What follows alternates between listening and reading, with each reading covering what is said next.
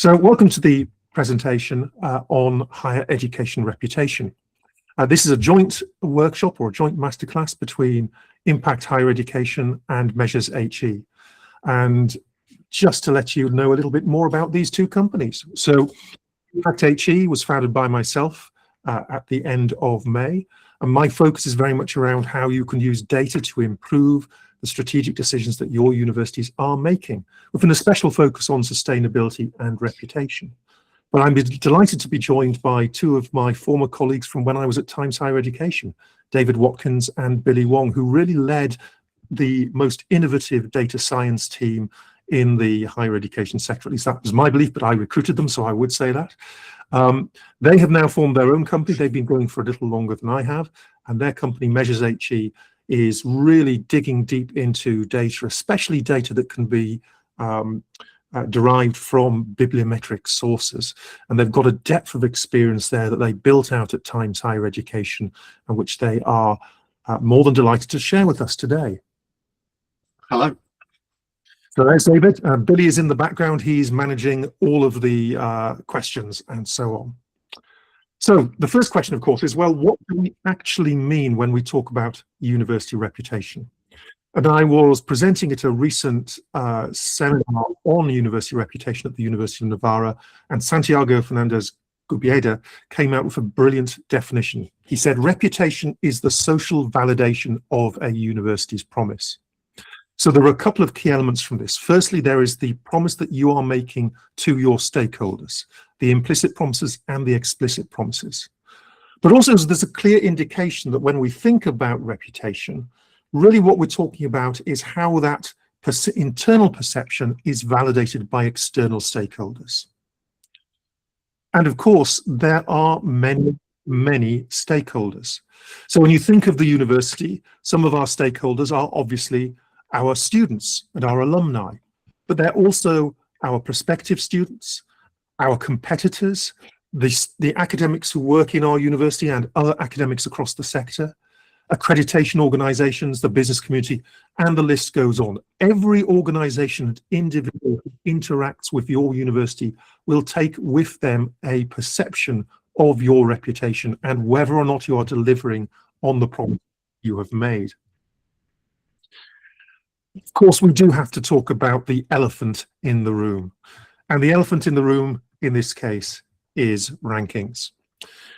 Often we think of reputation as being something that is derived from rankings, but that is not the case.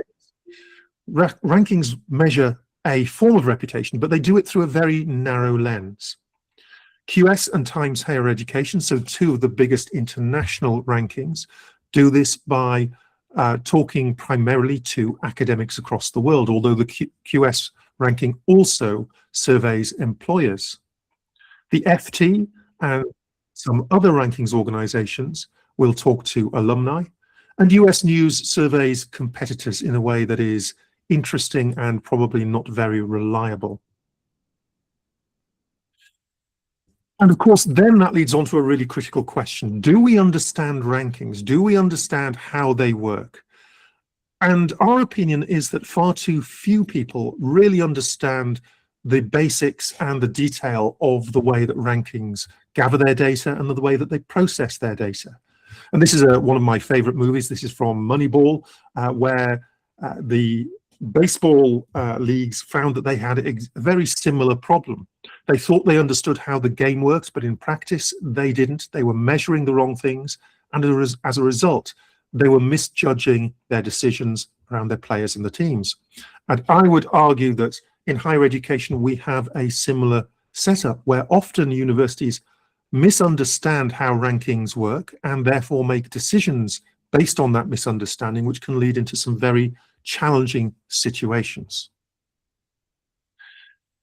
Now, I'm not going to go into a huge amount of detail about exactly how each of the major rankings works.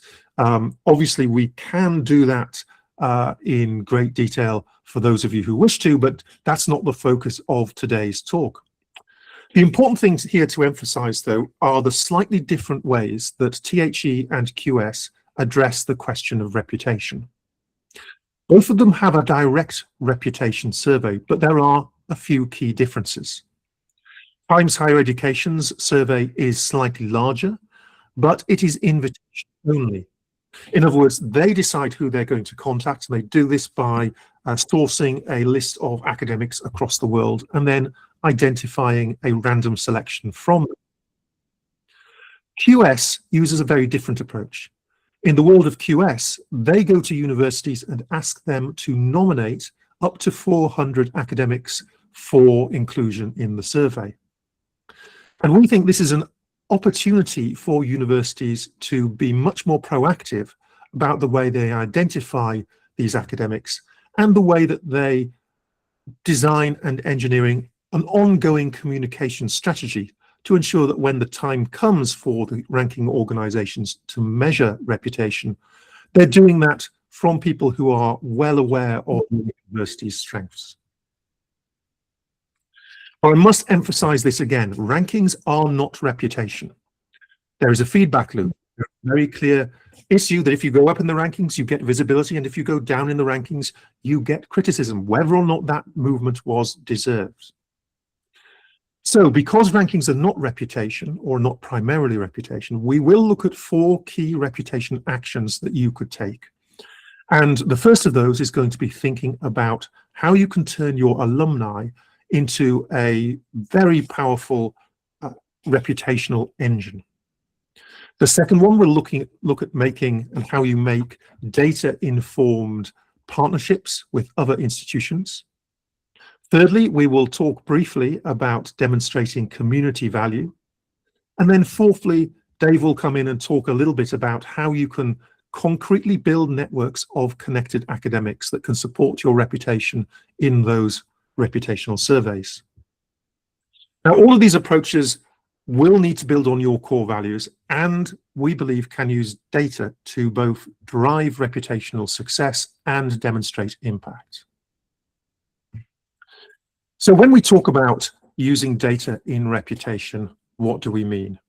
Well, I believe, as you would expect, I'm a data scientist, as are Dave and Billy, you would expect us to say that data underpins everything. It does, but there are some important caveats to that. The first of which is that when you're using data, you need to understand your sources.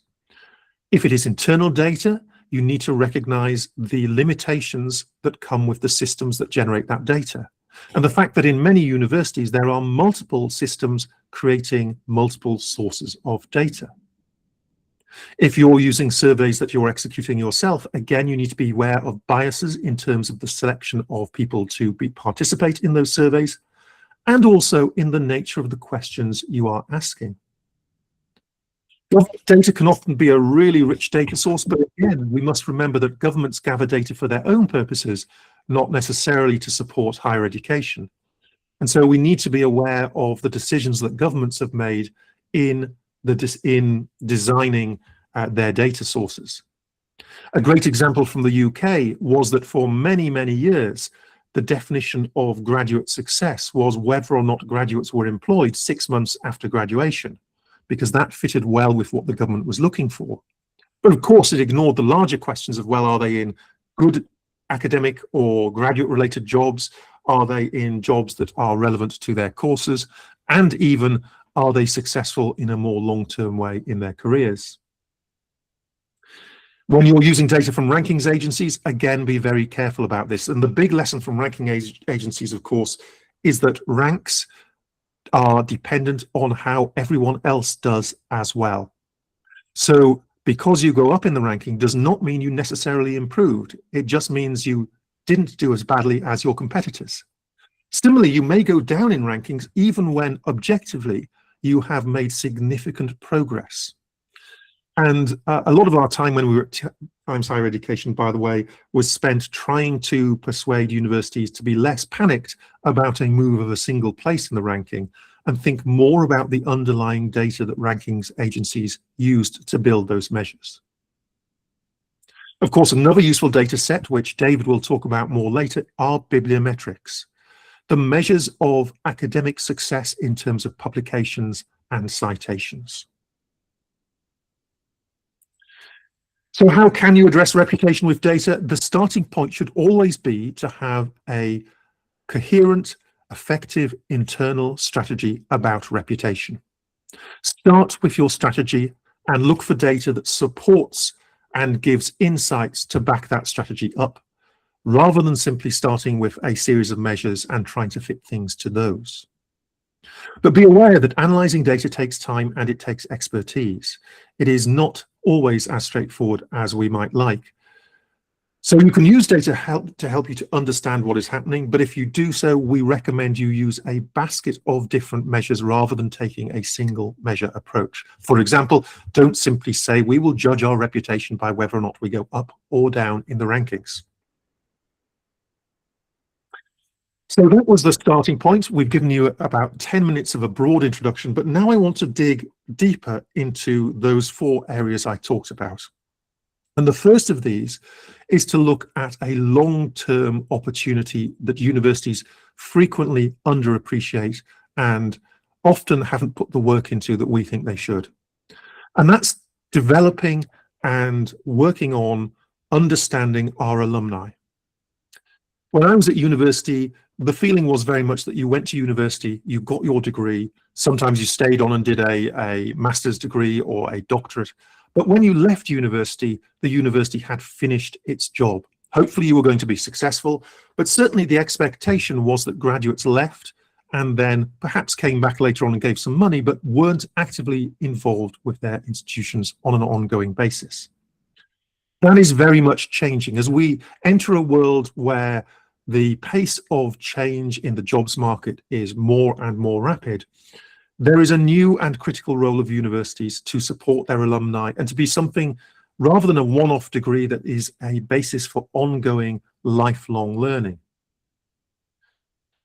And of course, when your alumni do leave university, they take your university and your beliefs and your focus with them for the rest of their lives. Those who move into academia are a potential good source of support in terms of rankings. But even those who go into the job market have an inbuilt link to the university that can be used to develop insights and to demonstrate the success of your institutions. But the difficulty here is that keeping track of alumni is not a straightforward task. We all hope that our alumni will go out into the world and have successful, busy lives. And that does mean that we will start to lose contact with them, particularly if we don't set up a regular and programmatic approach to communications. There's also a clear bias there. If some of your alumni have had bad experiences, they didn't enjoy university as much as we hoped they would, they will frequently drift away. They don't have the same incentive to keep up that connection with the university. So because of this, it is critical to build out what I call an alumni data infrastructure or a core alumni spine. And once you have that common spine, you can start linking other data sets to that. And one of the most interesting data sets that has started to be explored recently when it comes to alumni is LinkedIn. Now, this data has some challenges, the first of which is that it is largely unvalidated. I could write in there that I am the CEO of LinkedIn. Now, sooner or later, the actual CEO of LinkedIn would spot that and I would be blocked. But certainly there is opportunity for people to exaggerate or overstate their success.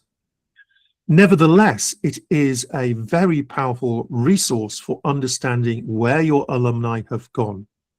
And here I'm showing an example from a dashboard that demonstrates some of this. So this is Victoria University of Wellington, and you can see features such as for this particular cohort, the proportion who are employed, those who have completed their profiles, and some information about the roles that they hold. And one of the nice things about LinkedIn is that because people put information in about when they matriculated and when they graduated from universities, we're able to explore this on a cohort by cohort basis. We can see that in a particular cohort, we can understand how many are on LinkedIn. We can see the types of roles they have. We can look at the industries that they are participating in. This is a very, very rich data set. And we hope that in the future, universities will take a more and more active role in gathering this data and analyzing it, but also critically in using this to demonstrate to their stakeholders their successes. So if I was going to look at some key actions for you to take away from this particular section, firstly, think about how you could create a core data spine linking your alumni data together. Obviously, you need to be wary of data protection legislation, but this is still a very valuable thing to do, and we believe that you have a legitimate interest in doing it. Once you have the core data spine, you will be able to link to career progress, both in the academic sector and in the broader employment market. And that understanding and being able to demonstrate that understanding is a very powerful reputational driver. So the second area I would like to look at is around building up a data-led approach to deriving and developing partnerships. Universities are fantastic examples of organizations with multiple partnerships. But frequently, these are partnerships that are generated on an ad hoc basis. Your academics meet someone at a conference, and then a year later, they have a joint paper. Or they notice a paper that someone is writing about a subject that's very familiar to them, or is very related to a subject they're working on. They reach out, and again, you have another ad hoc partnership being created. And frequently, universities are not very aware of the partnerships they have. So what makes for a strong partnership? Well, there are a number of key features. The first of which is that it is based on an understanding of your strengths and your partner's strengths, and particularly the strengths around research. Now, bibliometric data sets such as Scopus and Web of Science can give a great understanding of what is going on in terms of published research. However, both of those are closed sources and have some limitations. David and Billy have been working extensively using an open data set from OpenAlex, which we believe gives a very strong and powerful tool to the academic community in a way which is not as restricted and certainly not as costly as some other approaches. Having said that, there are difficulties with OpenAlex. It is a complex beast, particularly as you dig down below the publicly available data into the raw data set. Now, going back to partnerships, once you've identified your strengths, you've identified strengths of potential partners, you also need to think very carefully about the expectations in these partnerships. You need to understand the differences in terms of academic culture in different countries, and also whether or not it is appropriate for your university to reach out to the university based on geography. But critically, it's also important to match on values. To make the most of a partnership, you need to have universities that are coming from the same place, that they understand the core mission that they are working towards, and that they can work in harmony with you. Now, partnership between universities matters not just in terms of direct reputation, because obviously academics you are working with are more likely to support you when they receive those surveys from THE and QS. But it's also critical because strong partnerships drive more visible and better recognized research. We know from studies that, generally speaking, co-authorship typically raises the quality of papers. Even within one university or one country, sensible and effective co-authorship gets a higher score in terms of field-weighted citation impact in Times Higher Education, or indeed in terms of citations per staff in the QS World University Rankings. But international co-authorship also plays to another set of metrics in the rankings. Now, I should say that international co-authorship tends to produce outputs that have even higher academic value, so they have higher field-weighted citation impact and higher citations per staff. But they also are recognized in terms of international co-authorship within Times Higher Education and the International Research Network within the QS World University Rankings. So if you want to think about stronger and more effective partnerships, analyze your existing partnerships. Direct co-authoring is always going to be stronger than what I call the expense account lunch version of partnership, where your vice chancellor meets their vice chancellor, they go out, have a lovely meal, have some fantastic wine, and then they never talk to each other again. Direct links are strong and they are lasting. But to do that, you do need to explore the performance at a detailed level. Once you've done that, you still need to rationalize your prospects. You may have hundreds and hundreds of active research partnerships, but you can't spread yourselves too thinly, and you need to think about the strategic sectors of interest, the countries that you're interested in developing your reputation in, and the subject areas where you think that you have a special strength or special opportunity. So do use the existing academic contacts you have to build out these clear propositions. And then briefly before I hand over to David, I'm going to talk about something that is very dear to my heart, and that is how universities underplay the links in their own communities. And we know that this is a critical issue for a number of reasons. In many countries around the world, we see higher education under attack from politicians. Politicians question the strength of the degrees that are running. They question whether they will lead to effective jobs. They question the amount of money that is spent in the sector. And one of the things that we can do as a sector to address that is to double down on our links with our communities. I, many years ago, was briefly a politician in the UK. And I can tell you one thing very clearly. Politicians who ignore their communities cease to be politicians quite quickly. So why is this a challenge for universities? Well, I'm going to illustrate this with a picture from the University of Cambridge. So this is Queen's College in Cambridge, and what you can see here is the view from inside the college. It is peaceful, it is beautiful, it is a wonderful place for learning. It talks and it feels like a place where you can communicate complex ideas, you can have open, frank discussions, you can really focus on academia. The difficulty is that from outside, it looks like a fortress. And all too often, this is the experience of our communities when they think about our universities. Regardless of how we see them from inside, from outside they are seen as closed off or forbidding. So what key actions could you take to address this?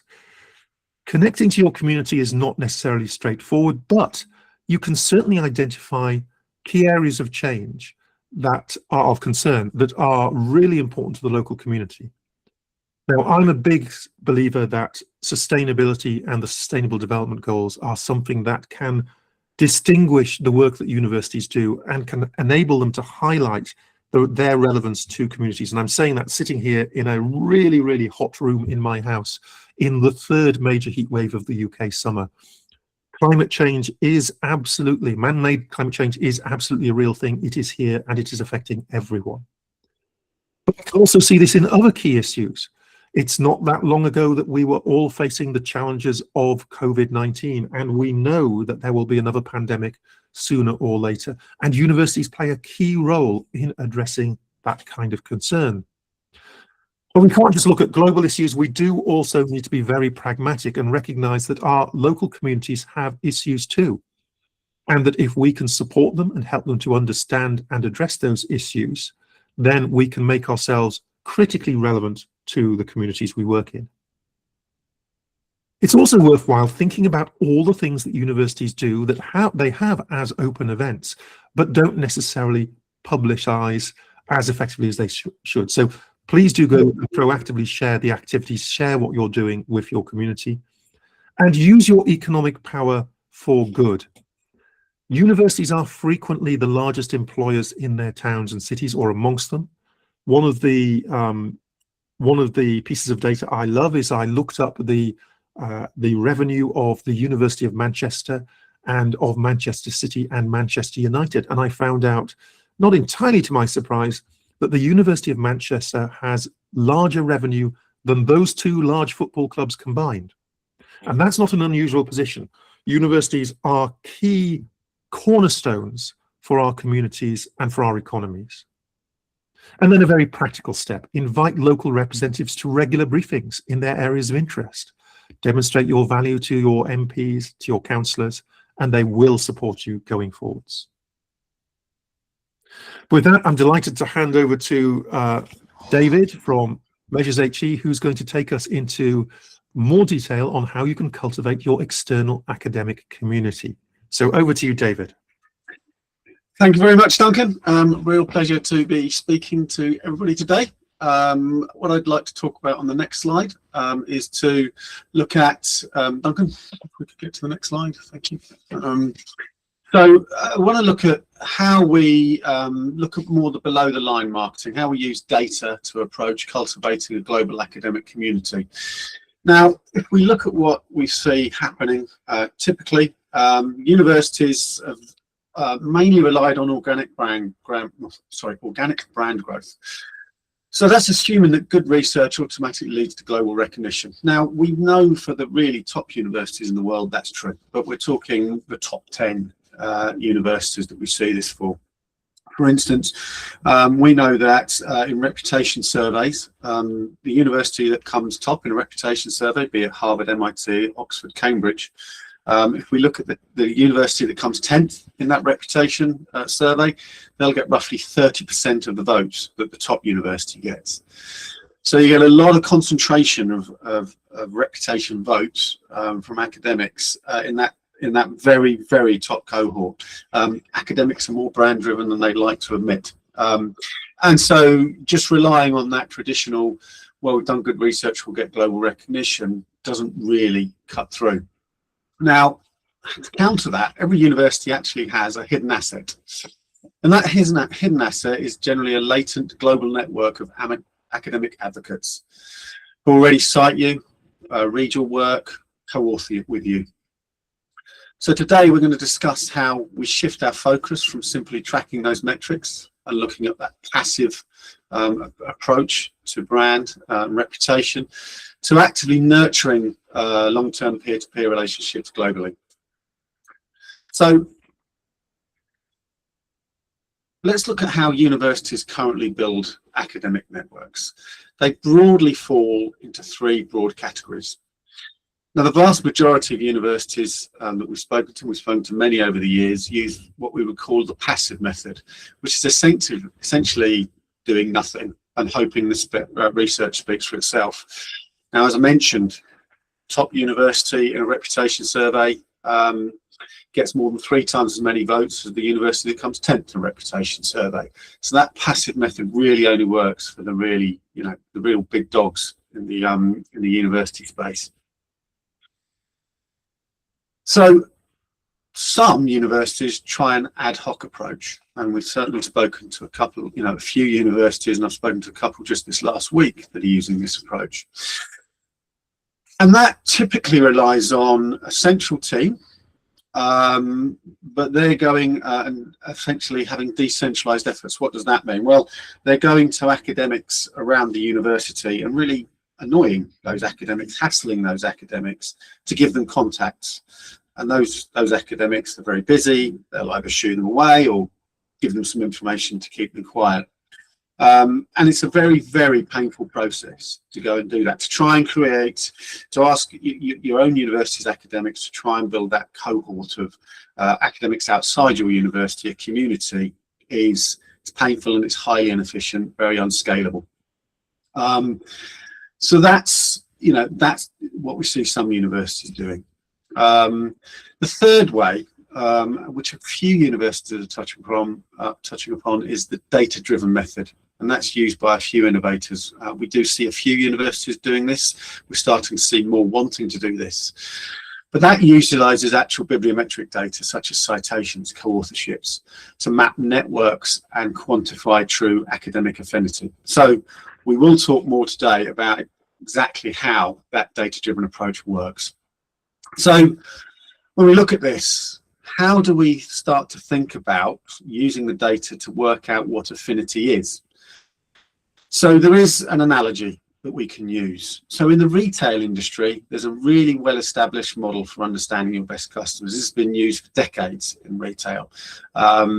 I've used it myself in retail as well. It works phenomenally well, and it's a fairly simplistic calculation. So you look at recency. How recently has a customer made a purchase? You look at frequency. How often has a customer made a purchase over the last time period? And that time period depends on the type of business you're in. And finally, how much money did they spend? So we can start to think about, how do we apply this to the university sector?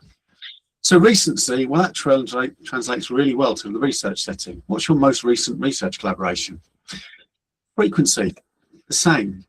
That translates very well to the research sector as well, the academic research sector. We can look at the number of research collaborations in the last 5 years. Monetary value, well, that doesn't translate well into the academic sector. So when we look at monetary value or just plain value, how do we look at the value of academic research? Well, that requires a custom approach. So we've developed a custom approach for this, and we call it the RFVQ methodology. So it's looking at 4 weighted dimensions of what we talk about as affinity. So how do we look at this? Well, we look at these 4 metrics. So recency, as I talked about, is exactly the same as the recency as we talked about with the retail sector.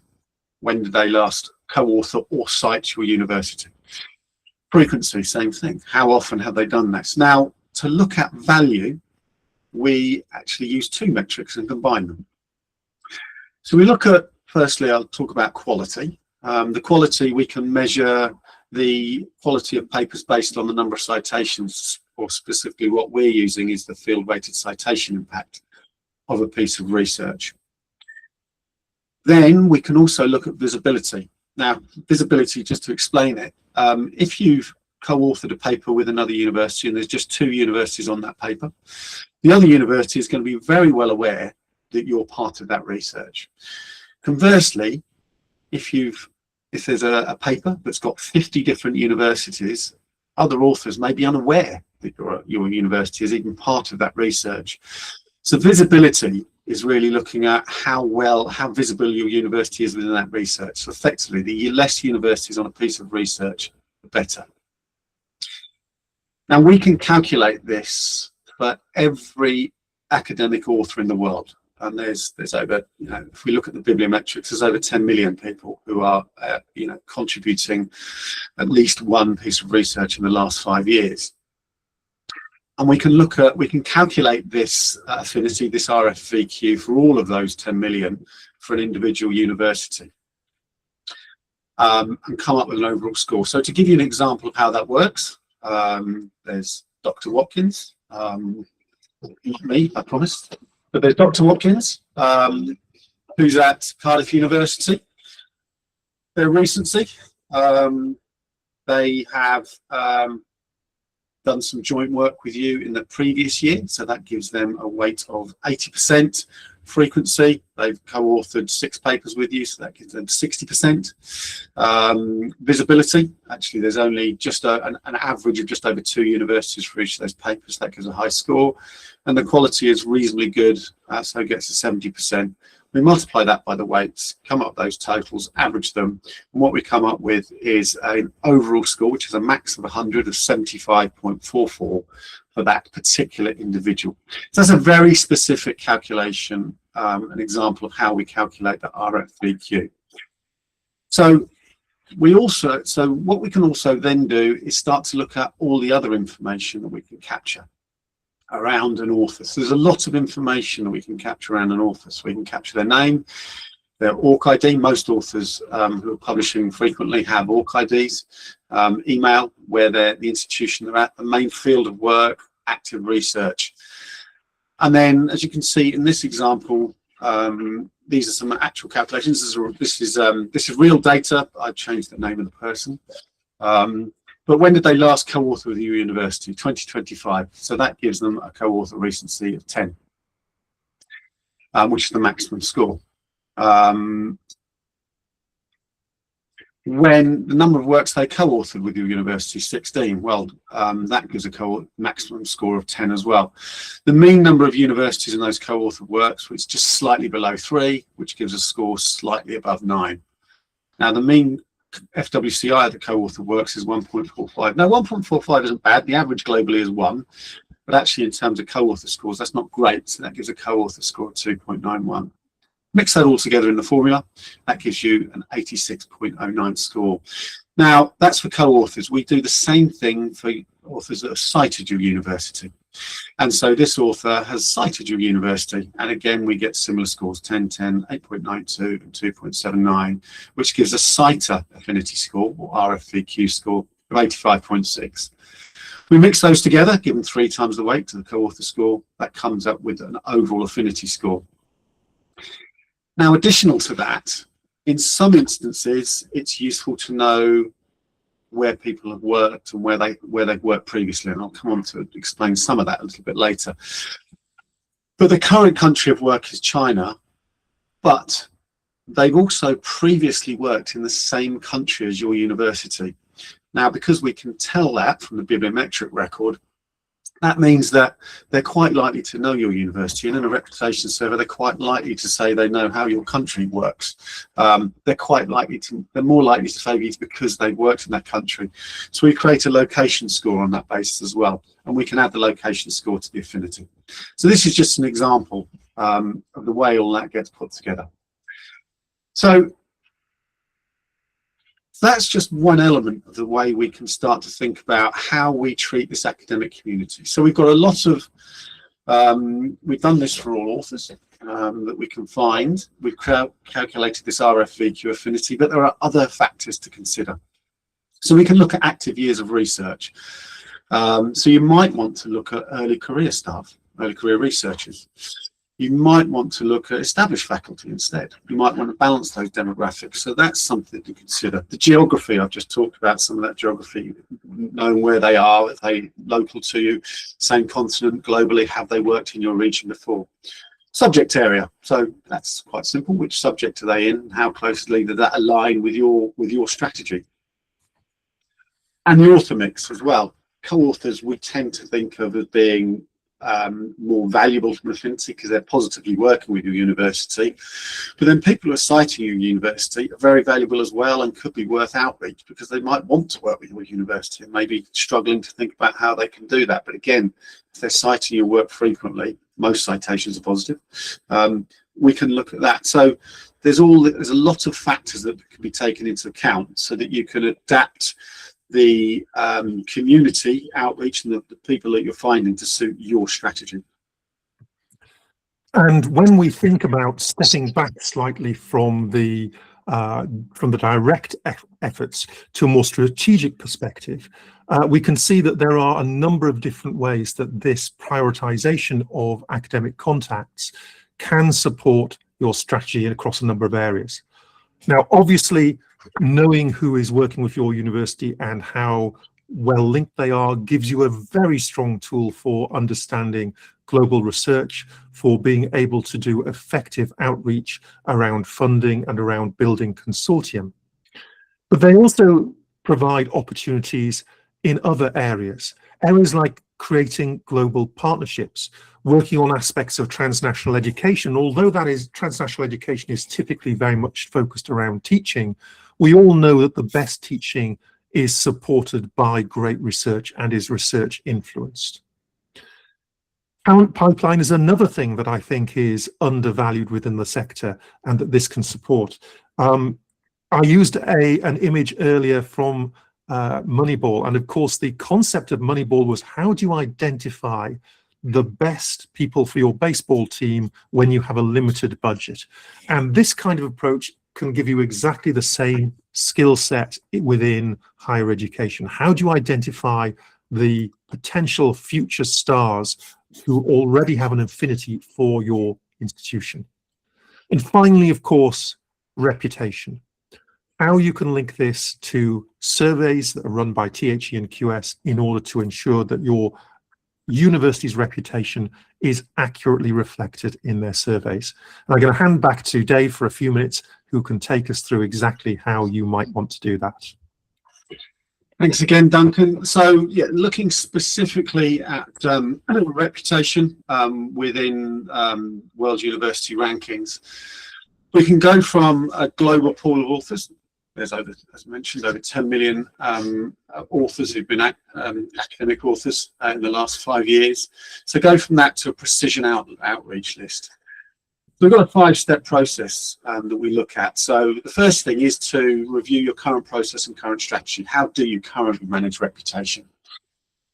From there, you can start to look at identification of good authors, so co-authoring partners, so using the affinity RFVQ approach to find external academics with affinity to your university, and then prioritize on that. So looking at some of the other factors, the location, the subject area, you might even want to look at the university ranks in there as well. So there's a number of ways you can do that prioritization. We do see the RFVQ affinity as kind of an absolute baseline to that prioritization. Once there, messages can be sent out to high affinity candidates. But what we can do, based on all the information we can get from a bibliometric record, is create subtle, personalized outreach messages. And then finally, actually do the outreach. So this is generally using some sort of mass emailing system to send emails to those few thousand academics. There are alternatives as well, such as getting individual academics to write to make the contact, which can be even warmer. So that's the overall approach we will take to the reputation process. Now, when we talk about the data, the high affinity academics, I'll give you an example of the kind of data we can pull together. So this is actually for a real university. We've hidden the name of the university, but what we can see is they've got, we can find 4,049 high affinity academics. We can say which are the top as well. We blanked out the names for obvious reasons. And that's across over 1,000 universities. And you can see there the top 2 universities are German. Probably no surprise that this example is actually a German university. But that's across 79 countries as well. And you can see, while Germany is the second country, actually more academics are in China. So that's part of that global outreach that can be achieved as well. So it just gives you an example of the kind of scale that can be achieved by using this affinity process. And this also utilizes some of the location information to create this to create this list of 4,049 academics. So from there, we can start to create a directed communication strategy. So there's a lot of information can be given. Some of that we've already gone through. This is the same example as before. But because of using the bibliometric records, we can also look at things like what's the most prominent shared research. And that includes also providing URL and a publication date. But even more crucially, who are the internal academic anchors? So who have they worked with within your university on that paper? Which means we can start to think of outreach emails that become quite personalized. So rather than sending blanket email, the same blanket email saying, will you participate? Can we nominate you for the QS survey, for instance? We can start to be a lot more personalized. So, dear Andrew Jones, we're writing to you as an important stakeholder of our university. We value our ongoing engagement with you, such as your joint research with John Smith and Jane Doe on the paper listed there that I'm not going to try and read out. But it becomes quite a warm email in that sense, and that it's coming from the university that we know you've already got, this academic has an affinity with, and it's calling out research they've done. And this example is the best research that's happened. We've used something similar to the RFVQ approach to work out what the best research piece is as well. So they'll look at that, oh yeah, we did work on that, and that was a really successful paper that we wrote. So this instantly becomes a very warm thing, and it's not just about, this isn't just about saying, look, can we get your permission to put you on a QS list? This doubles up as well. And when we look at the reputation surveys, they are recall surveys, effectively. What you're basically saying, can you tell me 15 or 20 universities that you think are good? by sending these kind of messages, you're putting people top of mind. And just that, it's very subtle. It's just putting yourself top of mind. It's just saying, look, we'd like to engage with you. By doing this, it'll increase the chances that those reputation votes that you deserve, because these are people that do like you, just putting you top of mind in that sense. So sorry, Duncan. Sorry, hand back to Duncan. No, well, I know, Dave. If you want to do the key actions, do the key actions, please. I'll go to you, Duncan. That's fine. Okay, so I think that the learning points and the action points from this particular section are that universities should do work to understand who your most connected external academics are. And Dave and Billy have talked about a really practical and effective way of doing that. But of course, you can generate your own approach. Prioritize this, though, in terms of your strategy. Look at that list of potentials and then understand how that links to your overall approach to where you want to grow your university, where your university has strategic objectives. You need to build effective communications on top of that. I wouldn't say, no insult, David, but I wouldn't necessarily say you're the best copywriter in the world. You want to get people who are great at that to craft effective messages. But with this approach, you will have the right people to send those messages to. And of course, you can use this to incorporate into ranking submissions where that is appropriate. So we're coming up to the opportunity to take your questions. Final thoughts. Absolutely, as a starting point, understand what rankings mean by reputation. Look at the methodologies, talk to experts in the field, get a good grip and an understanding of how they work. Now, don't be afraid of interacting with academics to support your visibility. That is a perfectly reasonable and appropriate thing to be doing. And as part of that, make sure you're making the right institutional connections. Now, in the longer term, I believe fundamentally in engaging with your alumni. And alongside of that, of course, be at your heart of your community. And how do you link all of those things together? Well, you do it through the effective and practical use of data. In terms of measuresHE and measuresHE, how can we help? Well, we can help you work towards getting a data-informed reputation strategy up and running, or we can work alongside your team in terms of supporting that strategy if it already exists, particularly in terms of thinking about alumni data, about how you identify the right partners, how you can create sustainability and mission-led visibility, and of course, identifying and cultivating that external academic community. And we don't like saying it, but we probably ought to. We've got probably in the region of 50 years experience in the ranking space between us, and we are more than happy to share that with you. But with that, thank you so much for listening to us. Now, Billy, have we had some questions? Well, thank you, Duncan. Thank you, Dave. I definitely find that very interesting. I hope you all find it useful as well. So next, we will open up for Q&A. We already have quite a few questions. So some of you have provided us with questions when you signed up.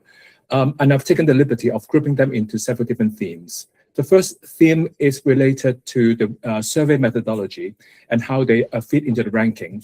So the first question is that there is a long tradition of poor measurement methods, for example, for example, US News, which has been criticized for years. This tradition has given reputation measurement itself a bad reputation. Is that a credible method of measuring reputation? So reputation is always going to be a subjective thing, and I think that's the first thing we need to be aware of. It is what people think. And there are a variety of approaches that we know work very effectively in terms of understanding how to interpret people's thoughts. For example, political polling has a long and storied history. However, it's also very much the case that when you look at political polling, you can learn lessons about what works and what doesn't work. And there are good ways of doing it, and there are less good ways of doing it. Essentially, the key there is for the rankings organizations to be aware of the biases inherent in their approaches and to take good measures to stop inappropriate behavior.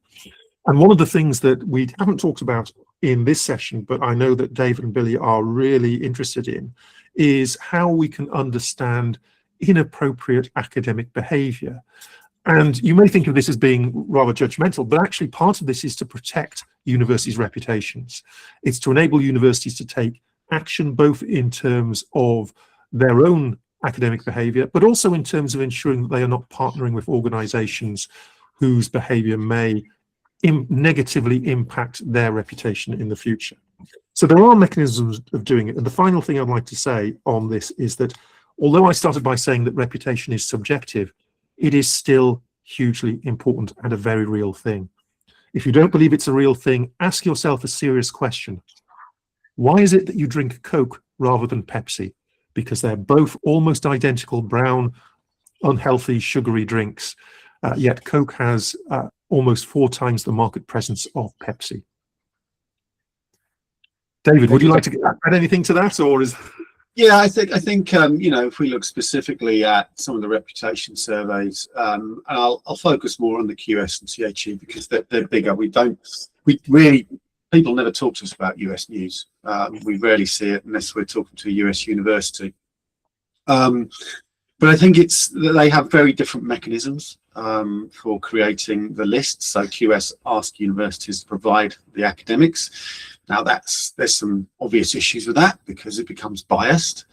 THE has its own academic database. Used to rely on Elsevier for those emails, but has its own contact system now, and that's sent blind, so nobody knows who's getting those emails. But I do know that both organisations do place a fair bit of weight on trying to ensure fairness. So, you know, there is normalisation done across those surveys, normalisation by countries, normalisation by subjects, looking at, you know, international and versus national weights in the case of QS. So they are trying to put in place mechanisms, and, you know, certainly in terms of volume, you know, okay, surveys are subjective, but the more data points you get, the more you can start to argue they become objective, and certainly THE gets over 50,000 responses a year. And with normalisation, QS is getting over 20,000 a year as well, and they're looking at results over 4 to 5 years. THE tends to look over 2 to 3 years, but that's an awful lot of votes. You're talking over 100,000 reputation votes. So is it perfect? No, but there is some scale there, and there is some appropriate levels of normalisation to try and balance that, just in the same way Duncan was talking about with political polling. Yeah, and if I may interject. I think both QS and THE currently use a recall-based survey. But of course, that is not the only way you can do a survey. You can also ask people that you actually work with and say, well, you have worked with University A, University B, and University C. Which one of these 3 would you think is the best? Then that would go away from a pure recall-based survey and then give a different flavor to the result. But that, of course, is up to the ranking agencies to adopt different types of ranking survey formats.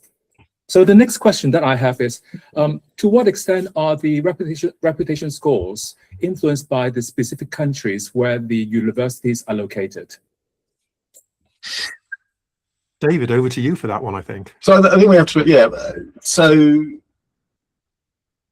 if we look at QS, 85% of the votes have to come from an international source, right? And they weight the votes so that 85% of the voting count is from an international source. But, you know, QS do go further than that as well. And it's one of the things that we look at. So when people are asked, okay, they go into the survey, they're asked their subject area, but they're also asked which countries are you familiar with, and that's where the location analysis that we can build comes into play, because, you know, we can say, right, you're in another country, but actually you've worked in the example showed you're in China, but you've worked in Germany, so you're quite likely to say you know the German system. And if you say you know a system, actually your votes count for an awful lot more. This is all part of the process that you know, QS have put in place for that normalisation, and it's some way to counterbalance what is a little bit of a weakness in asking universities to provide lists of academics. And certainly, you know, THE doesn't worry. It doesn't really look at national, international votes, but it is doing balancing by country. It's doing country weighting, and it's also doing subject level weighting to try and get a strong degree of representation across the globe. Yeah, and I think there are a number of other related factors. So clearly there are language challenges.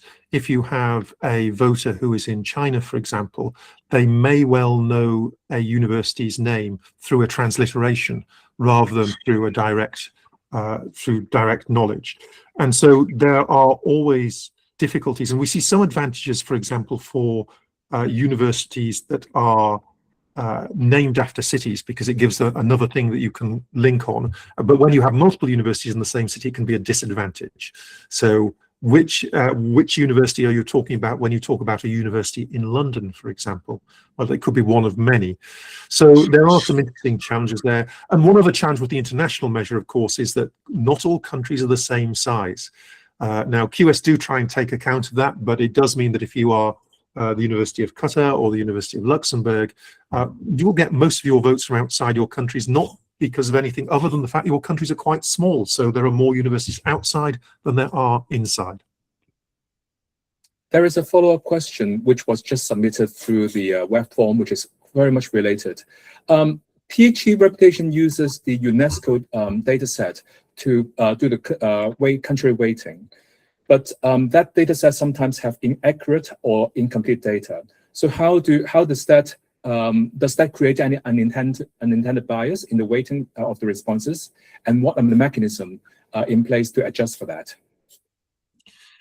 So I'd start by saying that THE have a bigger challenge as well, which is that data set is no longer being updated, as I understand. So as a result, they will need to come up with another mechanism for deriving their country normalization. The obvious options for them would be to base it on the, they use Elsevier's Scopus database, so they could base it on the number of academics per country from that if they wished. But again, that brings into play different biases. David, any thoughts on this? Not specifically, Duncan. I think it's, that's probably a question best aimed at THE about what they're going to do in the future. But certainly, yeah, we know some of the drawbacks of the way that's happening. We certainly know the UNESCO data is being used for that balancing. Thank you, Duncan. Thank you, Dave. So the second group of questions that I have is related to global partnership and research collaboration. So can you describe a little bit more about how global partnership and research collaboration can help universities improve their reputation? Yes, absolutely. So clearly, when you have effective collaborations, and Dave, you talked a little bit about this when you talked about measuring from the bibliometrics, measuring the academics who have a relationship with you. Well, partnerships are essentially that, but boosted up on steroids, made to be formal and hopefully effective. And of course, the other reason why partnerships go slightly beyond this is that partnerships don't always have to be focused on research. You can have very effective teaching partnerships, for example, which can open your students' eyes to different cultures, different approaches to the work that's going on in their area of expertise, in their area of study. So by understanding the active research links that you have, you can then understand where these connections go. And one of the things that I know that David, Billy, and I have all worked on over the years is looking at that network of connections and looking beyond just the immediate citations. So typically when we think about that network, we look at the number of direct citations a paper receives. But by exploring the network further, you can go further out. So who is citing the papers that cite your papers and so on. And you can start to understand some very interesting groupings and networks of individual academics and institutions. Building on that, again, developing those partnerships then gives you universities that have a reason and academics who have a reason to vote for you in the surveys because they are aware of the work that you're doing. Yeah, I'll just add a stat into that. So we've done some analysis on collaborations between universities. So we're looking at where at least 0.5% of papers are 0.5% of your papers are co-authored with another university, looking at the bandings there. And what we found is that 40% of collaborations globally are beneficial to both parties. We also look at if it's neutral, and we also look at detrimental, and about 40% of partnerships are detrimental to at least one of the parties.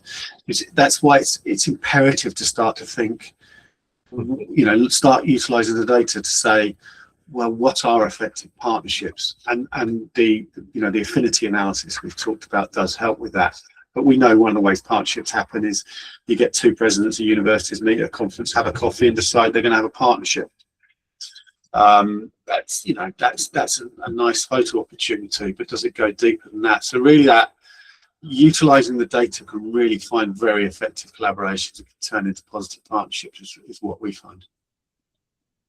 Great, thank you, Duncan. Thank you, Dave. So another question that I have is, Duncan highlights the community as a key to enhancing reputation.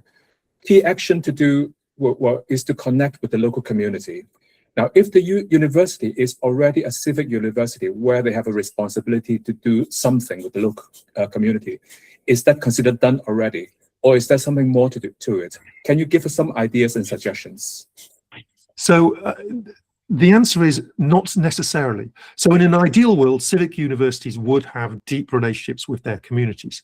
But for example, if we look at the United Kingdom, we have a number of universities in the UK that were set up explicitly as civic universities, famously the University of Sheffield, but also a lot of what we now call the post-92s, the universities that started out as polytechnics.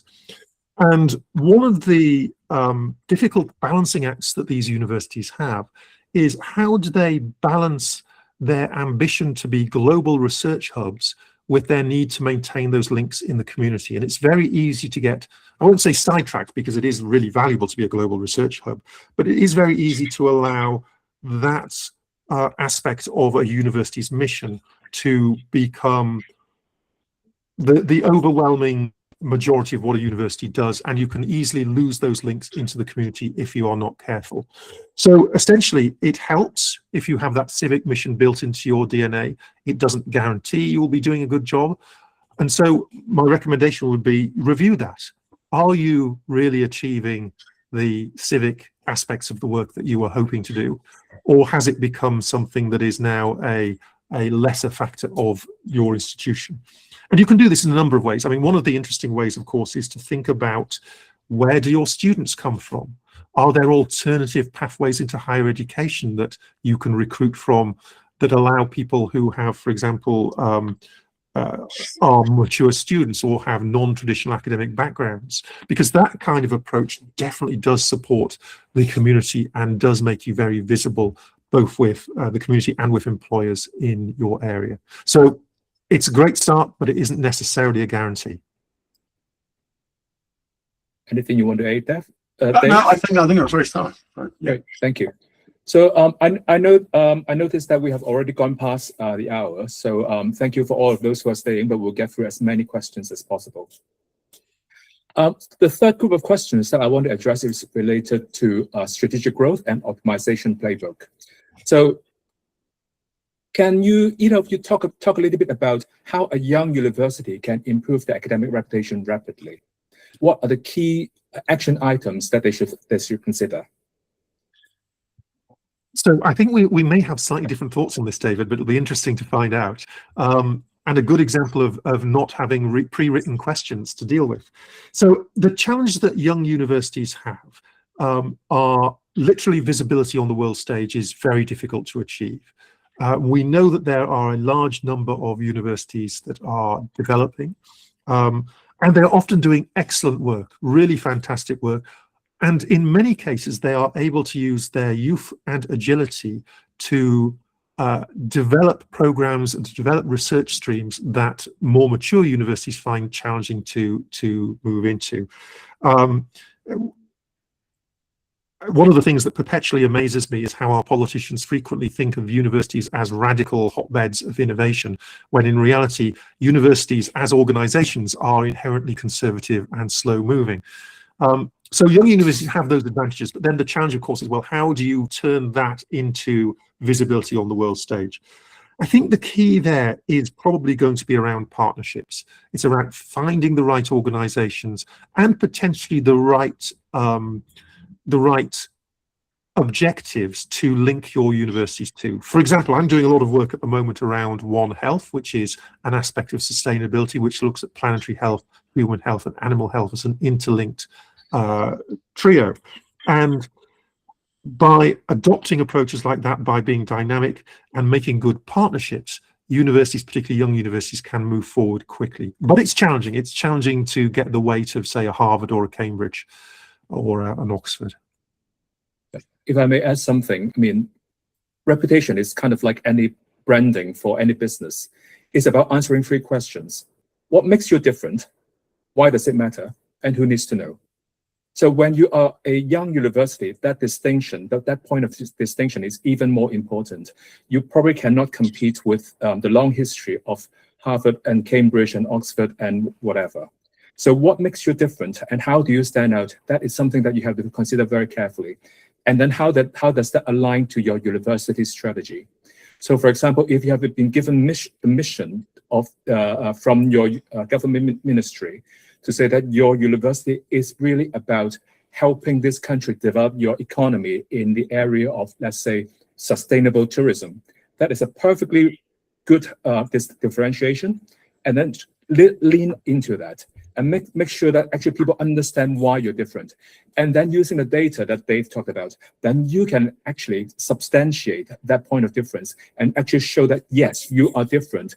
And these are the links that you have around the world, and you can tell the people who are linked to you why you're different in these areas. So, and sorry, go ahead. Sorry, I'll just slightly add to that, and I'll do a bit of an analogy, which may seem a bit strange at first, but in the 1996 Olympics, the British team won 1 gold medal, and it's considered a national disaster because that was so poor. And it was not long after that the British sport said, well, we're going to get some investment, but we need to know where to focus it. And they went for something quite radical at the time, which say, how much does each gold medal cost? And they optimized on that basis. Now that was probably maybe arguing a bit too far, but come the I think it was the 2020 Olympics or the 2016 Olympics, Britain came second in the medal table. Now that's not to big up Britain. It's to say sometimes, you need to think about what should we focus on? What are the right things to focus on? And certainly for a small university, normally got a limited budget, that can be part of it. So rather than thinking, right, we'll try and cover everything, we'll try and be everything to everyone, it may be, and Billy and Duncan have both mentioned this, specialisms. And, tourism may be a good specialism, but it may be that, that's some of the way that you can start to build a reputation. If you've got that absolute excellence in one, people may start to look for excellence in other areas, where if you're mediocre in everything, it's much harder to cut through. So specialisms can help, and the data can help to identify some of those as well as the strategy. Yep. Another question about growth and optimization is from a different angle. Instead of age, it is about universities and emerging markets. How can academic reputation be measured and strengthened in a way that goes beyond historical prestige and perception-based survey? How can institutions from emerging higher education systems, particularly in Latin America, demonstrate reputation through evidence of quality, research integrity, employability, innovation, and social impact, rather than through visibility on legacy networks? I mean, for me, I think a lot of this is about, some of the topics we've touched upon, which is, manage your brand. Don't wait for it to just happen. Organic growth is incredibly slow. I go to the example again of Oxford University, right, or Cambridge University. They've got credible brands, but Oxford University has been around 1,000 years, almost. So brands can take a long time to develop. Be proactive around your brand and reputation management. So that, I think that's absolutely critical, to make sure that you're not just hoping it happens, but you're actively doing something bad, because it is difficult to cut through. Just to reiterate the point from before, if we look at reputation surveys, the top university will get more than 3 times the number of votes than the 10th university on the list. So cutting through is hard. You need to do active management. But also think about looking to rankings that measure things other than that traditional historical greatness. So it's really, really challenging for a university to get into the top 100 of QS or THE. It is almost impossible for a young university to do that. However, there are other rankings out there where there is more of an opportunity to demonstrate the effectiveness of what you're doing. Take a look look at the methodologies, understand how that fits in with your mission, because there's no point in spending a lot of time participating in a ranking if it doesn't reflect what you are and who you are. Thank you, Duncan. So the last group of questions related to brand management and communication. How critical is branding in academic reputation? And if I may add a little bit of question to the end, which is, well, through your conversations with university leaders, do you think they recognize the importance of branding? So I think they increasingly do. There are good examples and there are bad examples. And there are various levels of strictness. Probably the most rigid approach to branding I've come across is Columbia University, who are absolutely tyrannical in terms of how they instruct their academics to label their research and everything they do. So they are always Columbia University in the city of New York, and it's always exactly the same. Now that's really, really critical, because we do know that academics in some universities will lead by saying this is the engineering department, or this is the Judge Business School, or whatever it may be. The greater the consistency you can make, the easier it is for that recall aspect of those reputation surveys to work. If you've got a bunch of different names, or people use different names, that just becomes difficult. So building on that brand is pretty important. But I don't necessarily mean brand in the kind of having a nice typeface, having a nice logo sense. I mean more in terms of consistency of messaging and consistency of naming. The messaging side, consistency there again is important. You know, you have a mission, you have an approach to your work that should be evident in everything that academia does. Yeah. If we go back to a more commercial idea of branding, basically in front of a consumer, a brand is basically a promise. If I consume this brand, what will I get? So if I consume this brand of milk, maybe I know it instinctively that it will be really fresh, it will be good quality, there will be no additive, whatever. So the promise is the brand. So think about what your university can promise to your collaborators, your local community. Is it high academic research quality? Is it research integrity? Is it outreach, or is it something else? What is your brand promising? And then lean on that, focus on that. That is what drives the brand. Another really interesting question about branding. How do you counter negative messaging from public institutions threatening or disrupting a successful private for-profit university? I suppose it's actually true for all universities. So Duncan or Dave, any idea? I think there's a perception that's in the market around private universities, fast-growing universities, and universities that are in systems that are fast-growing. And that perception is not necessarily matched by reality, but perception is certainly there that maybe the governance isn't as strong as it should be within those universities, and that lack of governance can affect the integrity of those universities. So I think that's one thing that's important to address. Now, it's not easy to address, but we've certainly been doing some research within measuresHE on how you measure academic integrity. It's tricky, but I think, you know, we're not the only people looking at academic integrity as well. We think it's going to come more and more to the fore. People are often talking about this as one of the weaknesses of rankings, and the rankings organisations really need to start thinking about this as well. We know they're toying with it, but not doing much with it, and you know, they probably need to be forced into that a little bit, but it will happen. But I think it's more about perception of what that represents aligned with the threat. And because there is a threat and that you can create a perception around that, I think they can get attacked for being not maybe as good in high integrity as some of the other universities. So I think some of that work around proving the integrity is really there, can be a very useful tool for those institutions. And of course, it's really important that when you have any challenge to your integrity or to your brand, that you put in place effective communication strategies to dealing with that. Because we all know that universities will face these challenges from time to time, whether it's pressure from government, whether it's, for example, donations you've received from people you shouldn't have taken donations from, whether it's misbehavior of academics. You need to have a team in place who are able to respond effectively and quickly to that. Thank you. So last two questions, and both of them are quite technical in nature. OpenAlex profiles do not always accurately reflect institutions or the researchers' actual open access publications. So how do you, when you use OpenAlex data in rankings or in building these databases, how do you counteract that incompleteness or incorrectness? I think so. I think the strength and weakness of OpenAlex is that it's open.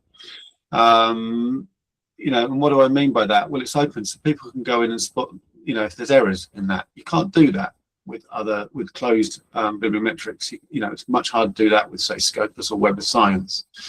So I think that strength is also a weakness in that perspective for OpenAlex. But I think the other key thing is, Duncan mentioned this at the start of the call. OpenAlex is a very, very powerful database. It's very, very good. But like any powerful database, it's got a lot of pitfalls. And I think, you know, it's easy to construct queries against a database. It's much harder to construct a query that understands, you know, takes account of all those pitfalls. And it's something certainly Billy and I have been working on for years, is to understand that database and how you basically handle the beast. And there are techniques to make sure that you are getting better quality information. And the other piece is it's open. So if you are spotting issues, you can write to OpenAlex and tell them. And that will, you know, they are actively cleaning up the information. No bibliometric data set is perfect, but by being open, at least it can strive to become perfect through a community approach or close to perfect. Unlike a closed system, which is, you know, has a lot of decisions being made on top of it that are closed. One final question. Are the ranking agencies really working on protecting reputation surveys from bias? Can unusual voting patterns really be detected? I'll answer this very quickly. Can I say yes and yes? Does that get us to the answer? I think yes. I think there's a perception that ranking agencies are just taking money to put people up rankings. The three of us worked for a data team building the rankings in a rankings agency, and that's not the case. We can say it till we're blue in the face, and some people will never believe it. But that's, you know, there was a shield from the commercial pressures when building those rankings, and that was part of the case of reputation. Indeed, we did spot a voting ring on a survey. We went public with that information. It's still on the Times Higher Education website as a blog I wrote. So there was active work that was going on to spot those issues. It caused a lot of commotion. Some people took the opportunity to say, well, Times Higher Education isn't very good, which is part of the problem with being, you know, owning up to some, when you've seen an issue rather than just hiding it away. But at the time we thought it was much better to go open. I would still, you know, say that was the right stance to take. So yes, there will always be people who say no, they don't care, they don't look at that data. The three of us actually know the truth of that situation, and you know, we certainly had a lot of professional pride at Times Higher Education in making sure that those issues were resolved. It became, you know, you feel your integrity is being attacked when somebody is trying to manipulate you, and from a data perspective, we took as many measures as we could to avoid that. But it is worth saying that there are, this is like, and I will say this blatantly, this is fraud. This is people trying to mislead others through data. And the challenge with all fraud is that it is a perpetual war between the people trying to commit the fraud and the people trying to prevent people committing the fraud. And as such, there will always be attempts by organizations or even by individuals without the knowledge of their organizations to make themselves look better. And it's a very difficult thing for the rankings organizations to address. I think the work that Billy and Dave are doing around academic integrity is potentially a game changer in the space. As that becomes more visible, as academic integrity becomes much more of a thing that people can measure, we hope that rankings agencies will pick that up and run with it and start to include it in their evaluations. Great. Thank you, Duncan. And thank you, Dave. And most of all, thank you for all of those, all of you who are attending the webinar today. We know we overrun by quite a bit, and thank you for staying with us. The slides will be distributed to you shortly after the webinar today. So, well, if you would like to continue this conversation, do get in touch with us. The QR code there will take you to our website, or you can just go to measuresHE.com. Thank you. Thank you very much, and loving all the emojis, by the way, that are popping on the screen. So thank you. Good emoji. Thank you. Bye-bye.